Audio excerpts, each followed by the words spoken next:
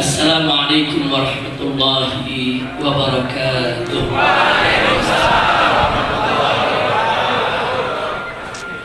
Alhamdulillah. Alhamdulillahilladzi arsala rasulahu rahmatan lil alamin.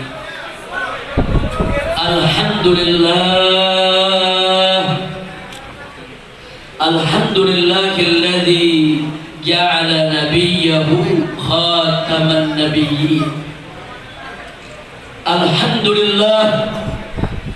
Alhamdulillahilladzi yaqulu fi haqqi sayyidil mursalin.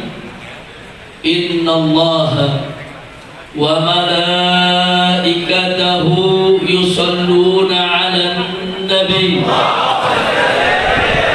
Ya ayyuhalladzina amanu sallu 'alaihi wa sallimu taslima. Allahumma shalli wa sallim wa barik alaihi wa ala alihi wa ashabihi. Ibadallah, usikum jami'an wa nafsi bittaqwallah wa bita'ati rasulillahi sallallahu alaihi wa alihi wa sahbihi wa sallam. Fanas'alullah subhanahu wa ta'ala an yahdiyana ila siratihil mustaqim. Amin ya Allah. Wa yaj'alana minal muttaqin. Amin. Wa yudkhilana jannatahu jannatan na'im. Bihaqqi sayyidil mursalin. Walhamdulillahi rabbil alamin. Taqabbalallahu minna wa minkum fataqabbal ya karim. Siyadatul habaib asy-syurafa wa sa'adatul ulama'il fudala wa jami'il hadirin al-ahibba'il a'izza rahimakumullah. Hari ini saya mendapatkan ada pagar kebun Yahudi, saudara, kena pasukan kuda keinjak, rusak pinggirnya. Yang punya nggak terima, marah-marah, dia maki-maki, saudara. Bayangkan umat Islam lagi mau perang, bawa pedang, ada Yahudi maki-maki, kira-kira gimana? Semua orang mau tanya nih, kira-kira orang Pondok Rangon gimana tuh? Wow, pala lepas saudara dari leher. Betul? Betul? Sahabat begitu juga, saudara. Marah, kurang ajar nih Yahudi. Ini lagi pada mau perang, saudara. Tapi ditahan oleh Nabi. Jangan. Kalian jangan marah. Kalian salah, ganti rugi. Subhanallah. Lo kenapa gak dibunuh? Ini urusan pagar. Urusan pagar. Jangan ditarik ke urusan akidah. Saya tanya sekali lagi, kalau gitu Nabi kita arif tidak? Bijak tidak? Cerdas tidak? Pandai tidak? Cinta Nabi? Cinta Nabi? Sallu ala Nabi. Ini kalau saya ceritain begini, sudah banyak kita seperti ini. Lembut kita punya Nabi, arif kita punya Nabi, bijak kita punya Nabi. Alhamdulillah. Tapi ceritanya jangan sampai di sini. Kalau ceritanya sampai di sini, besok-besok ada yang hina Nabi, ya kita diamin semua. Kira-kira jelas gak? Jelas. Nah, itu saya mau tanya, ceritanya cukup sampai di sini apa nyambung? Nyambungnya kapan? Tahun depan. Dia datang lagi. Masya Allah. Nyambung? Betul? Saudara, buka Sahih Bukhari. Saudara, ini dalam kitab Sahih, bukan hadis dhaif, bukan hadis maudhu. Saudara, Nabi duduk di masjidnya, sahabat kumpul. Saudara, apa kata Nabi alaihi salatu wassalam? Man yakfini amma yu'tini. Siapa di antara kalian yang siap menyelesaikan orang yang selalu menyakitiku? Nabi tawarkan ke sahabat, siapa di antara kalian? Ada Ansor berdiri, saudara. Ana ya Rasulullah. Ana ya Rasulullah. Nabi sebutkan namanya, saudara, Ka'ab bin Ashraf. Jadi ada tokoh Yahudi, kerjaannya tiap hari keliling surga. Dari gang ke gang, dari rumah ke rumah, dari satu majlis ke majlis lain, kerjaannya menghina Nabi, menghujat Nabi, saudara. Dan Nabi nggak terima, karena ini bukan urusan utang, ini bukan urusan pagar, ini bukan urusan pribadi, saudara. Dan yang melakukan ini bukan korban buzzer, buzzernya yang kerjain ini. Ini buzzernya nih, biang buzzer, saudara. Nah, ini Ka'ab bin Ashraf ini biang buzzer. Dia suarakan ke sana kemari, dia bikin isu, saudara, dia jelekin Nabi. Jadi ini bukan korban isu, bukan. Dia ini tukang fitnah yang suka menyebarkan hoax, saudara. Maka itu Nabi umumkan, man yakfini amma yu'tini. Siapa di antara kalian yang siap menyelesaikan orang ini yang selalu menyakitiku? Begitu berdiri dia berangkat, Nabi izinkan. Enggak lama lagi balik, kepalanya diberikan kepada Nabi. Baca Sahih Bukhari. Ini bukan hadis mautu, ini bukan hadis dhaif. Jadi cerita begini apa kita malu? Lihat Nabi kita memerintahkan sahabat membunuh orang yang menghinanya. Apa mesti dimalukan, saudara? Ini hukum syar'i, ini hukum Allah. Nabi tegas. Makanya saudara, kalau kita baca Maulid Tiba, di sana digambarkan sifat Nabi, wa ya'fu 'anil dambil ladzi fi haqqihi wa sababi, wa idza tujiya haqqullah lam yakun ahadun biqatabi. Tegas digambarkan apa? Nabi selalu memaafkan kesalahan orang-orang, saudara, yang berkaitan dengan urusan pribadinya. Kalau urusan pribadi, Nabi maafkan. Nabi nggak ambil hati, Nabi nggak ambil balas. Tapi hati-hati, wa idza tuyya haqqullah. Tapi kalau hak Allah yang dihilangkan, hak Allah yang dilanggar, hak Allah yang dilecehkan, lam yakum ahadun, tidak ada seorang pun yang bisa berdiri di hadapan Nabi di ghadabi untuk menjaga kemurkaan Nabi. Takbir. Shallu ala Nabi. Kira-kira jelas tidak? Jadi yang suruh bunuh penghina Nabi siapa? Siapa yang suruh? Perintah siapa? Jadi kalau perintah Nabi, saudara, saya mau tanya, salah atau benar? Salah atau benar? Pasti benar, saudara. Gak ada Nabi salah. Yang jago anil hawa, in huwa illa wahyun yuha. Sampai sini jelas? Bukan itu saja, bukan juga. Di Sahih Bukhari, Sahih Muslim, di Kutub Sunan, saudara, ada lagi tokoh Yahudi yang lainnya, saudara. Bagaimana Nabi mengirim para sahabatnya untuk dibunuh mereka yang menghina Nabi. Bahkan ada seorang sahabat Nabi buta matanya, saudara. Buta matanya, dia punya hamba sahaya. Hamba sahayanya setia melayani dia, saudara. Kesetiaannya lebih melebihi istrinya, saudara. Bahkan sudah melahirkan anak untuknya. Ini hamba sahaya, saudara. Ini hamba saya yang melayani makannya, minumnya, semua pekerjaan rumahnya, merawat anaknya, saudara. Tapi ada satu kekurangannya, dia suka mempergunjingkan Nabi, saudara. Berbulan-bulan, bertahun-tahun, saudara. Sahabat ini memberikan nasihat, kau jangan singgung Nabi. Kau perempuan baik, sudah melayaniku dengan baik, tapi kau jangan singgung Nabi. Kau jangan hina Nabi. Tapi perempuan ini bandel tetap. Bahkan ada beberapa tetangga yang sempat mendengar, saudara.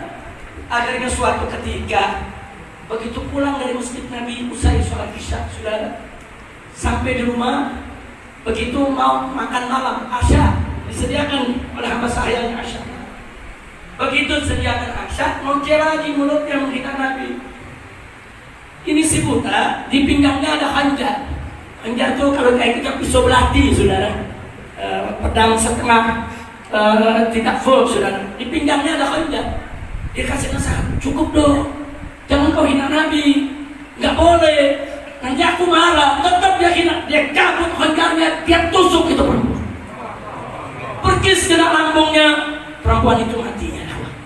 Geger satu Madinah geger. Ada sahabat Nabi sholat setiap hari bersama Nabi, dia bunuh perempuan yang setia melayani dia di dalam rumah, saudara, yang melayani segala keperluannya, geger. Akhirnya besoknya waktu sholat subuh, semua kumpul di masjid Nabi, saudara.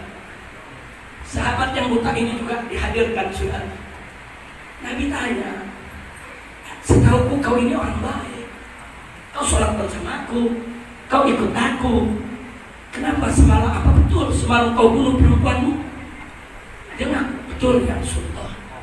Bukankah itu perempuan yang selama ini melayanimu, yang mengurus anak-anakmu, yang mengatur makan minummu, pakaianmu? Betul ya Rasulullah. Lalu kenapa kau bunuh? Ini arifnya Nabi, nggak main nuduh dulu, tanya dulu. Tanya. Kadang-kadang nggak pakai nanya, udah bikin ulasan. Kira-kira jelas gak? Jadi ilmu yang diajarkan Nabi bagus tidak? Indah tidak? Cantik tidak? Takbir! Itu Nabi kita nanya dulu. Nabi tanya kenapa? Dia ceritakan, ya Rasulullah, perempuan itu memang baik, dia sering melayani aku, tapi sudah lama sekali dia selalu menghinamu ya Rasulullah. Dan beberapa tetangga menjadi saksi ya Allah. Malam tadi aku nggak kuat ya Rasulullah. Aku nggak mau lagi ada di rumahku yang menghina merendahkan namamu ya Rasulullah. Aku tidak menyesal dan aku siap apapun kau hukum aku ridha ya Rasulullah. Subhanallah, dia tidak. Nabi mau hukum apa pun dia. Yang penting dia nggak mau dengar lagi di rumahnya ada nama Nabi dihinakan. Subhanallah. Tapi apa? Begitu Nabi dengar ada kesaksian, Nabi katakan di hadapan para sahabat Yahweh. Lalu kata Nabi, ketahuilah innaha muhdam, sesungguhnya perempuan tersebut halal darahnya ditumpahkan. Dan si yang buta tadi dipersilahkan pulang ke rumah bebas tanpa hukuman apapun, saudara. Takbir. Sekarang saya mau tanya, bunuh orang menghina Nabi, di sidang Nabi dibebasin, berarti itu yang membunuh dianggap salah atau benar? Dianggap salah atau benar? Berarti membunuh penghina Nabi salah atau benar? Salah atau benar? Takbir! Gak sampai di situ, saudara. Tadi di pembukaan ceramah saya sudah cerita soal Khalid bin Walid. Begitu juga Sayyidina Ali bin Abi Thalib radhiyallahu taala anhu pernah dicekik orang Yahudi sampai mati karena menghina Nabi. Enggak, Sayyidina Ali nggak ada hukum Nabi, sudah.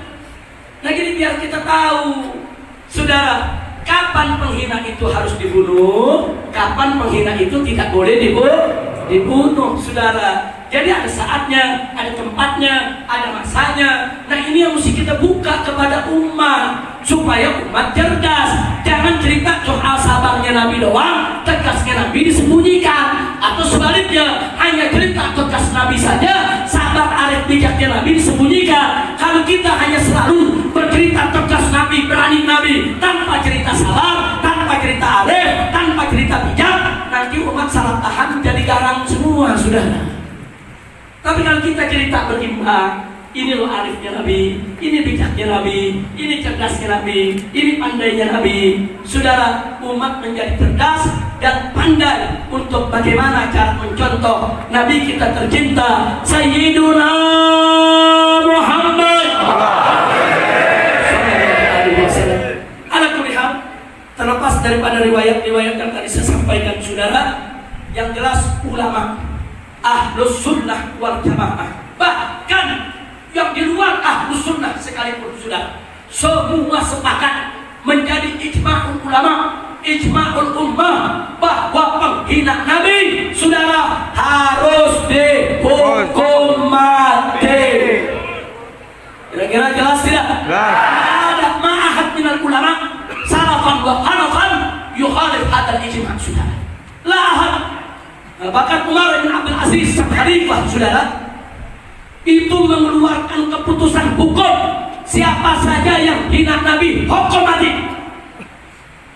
Abdullah bin Umar radhiyallahu taala anhu pernah ditanya, "Ya Ibnu Umar, ini ada kafir dhimmi." Kafir dhimmi itu orang kafir yang dibawa perlindungan negara Islam. Dia hidup sebagai warga negara Islam, saudara. Kemudian dia mematuhi peraturan, dia membayar jizyah, dan kita mengamal, yaitu memberikan perlindungan keamanan. Pertanyaannya, ya Ibnu Umar, ini ada kafir dhimmi, dia menghina Nabi. Kalau kafir harbi kan ketahuan, kita perangi. Ini kafir dhimmi bagaimana? Apa kata Abdullah bin Umar? Wallahi, kami memberikan perlindungan keamanan untuk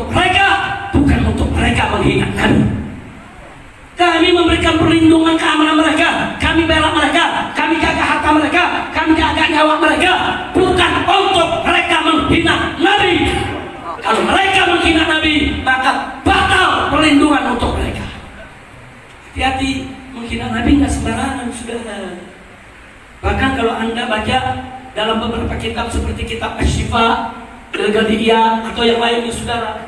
Di sana dikatakan ada saudara, barang siapa yang menyatakan inna firida'in nabi wasahud, saudara, faqad kafar.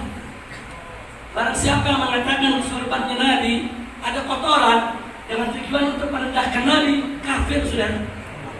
Hati-hati. Nah makanya kalau cerita tentang Nabi jangan bercanda. Cerita Nabi serius. Jangan sampai Nabi disebut belekan lah, rembes lah, apa-apa. Ini kalam apa? Kita nyebut nama Nabi Muhammad saja nggak pantas saudara. Nggak pantas. Dulu para sahabat Nabi itu menyebut nama Nabi dengan nama Muhammad sudah. Kalau mereka bercerita Muhammad datang, Muhammad pergi, kita cinta Muhammad, turun ayat Quran, ditegur Allah. Allah nyatakan dalam Al-Quranul Karim, la taj'alu du'a'an nabi bainakum kadua ibatikum ba'du. Jangan kau jadikan sebutan panggilan Nabi di antara kamu seperti panggilan sesama kamu. Dilarang oleh Allah, nggak boleh. Sejak ayat itu turun, tidak ada satupun sahabat yang memanggil Nabi dengan hanya menyebut nama saudara. Kalau mereka bertemu Nabi, ya Rasulullah, ya Nabi Allah, nggak ada yang berani lagi ya Muhammad, nggak ada. Jadi kalau ada hadis-hadis yang kita baca soal ya Muhammad, itu biasanya sebelum ada yang kurang tadi saudara. Jadi kalau sebut Muhammad aja nggak boleh, apalagi diberikan sifat-sifat yang tidak layak. Nggak boleh saudara, haram. Nah maka itu tanamlah kecintaan kita kepada Nabi. Tempatkanlah Nabi pada tempat yang semestinya. Beliau manusia mulia, beliau manusia agung, beliau yang dinyatakan oleh Allah dalam Al-Quran, wa innaka la'ala khuluqin azim. Sesungguhnya engkau wahai Rasulullah, wahai Nabi Allah, wahai Nabi Allah, betul-betul berada di atas akhlak yang agung, akhlak yang azim, akhlak yang sangat mulia. Itulah Nabi kita Muhammad sallallahu alaihi wa alihi wa sahbihi wa sallam. Nah, ahibah il-kiram, setelah kita tahu semua itu, saudara, jadi kalau zaman sekarang ini ada yang menghina Nabi, saudara.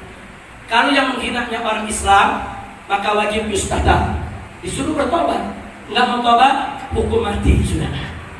Lalu kalau ada orang kafir yang menghina Nabi, kalau dia kafir harbi, perangi dia. Kalau dia kafir dhimmi, saudara, berikan peringatan, batal dia punya perlindungan kalau dia nggak minta maaf, saudara. Jadi jangan kita kendor soal penghinaan Nabi.